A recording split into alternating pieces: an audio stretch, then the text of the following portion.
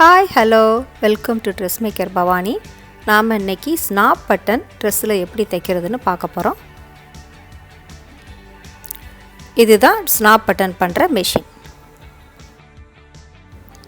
இந்த ஸ்னாப் பட்டனில் இந்த மாதிரி 3 விதமான பட்டன் இருக்கும்.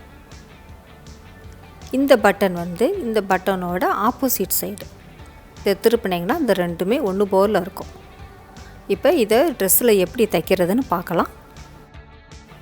முதல்ல இந்த சாக்கெட் எடுத்துக்கிறோம். இதில் குரு அப் சைடில் இருக்குது, இது டவுன் சைடு. மேலே கொஞ்சம் ஸ்மூத்தாக இருக்கும், கொஞ்சம் பெரிய ரவுண்டாகவும் இருக்கும். இதில் கொஞ்சம் குட்டி ரவுண்டாக இருக்கும். நம்ம முதல்ல இந்த அப் சைடை எடுத்துக்கிறோம். இந்த குரு அப் சைடில் இருக்கிற மாதிரியே வச்சு இந்த இடத்துல வச்சு ப்ரெஸ் பண்ணிக்கிட்டோம். இப்போ இந்த ஸ்டார் மாதிரி இருக்குது இல்லையா, இது கேப். இதை கீழே வச்சுக்கிறோம். இப்போ நம்ம துணியில் எந்த இடத்துல பட்டன் தேவையோ அதை மார்க் பண்ணிவிட்டு அதுக்கு நேராக வச்சுட்டு ஒரு தடவை ப்ரெஸ் பண்ணணும். இப்போ நமக்கு ஒரு பட்டன் ரெடி ஆயிடுச்சு. இதோட அடிப்பக்கம் இந்த மாதிரி இருக்கும்.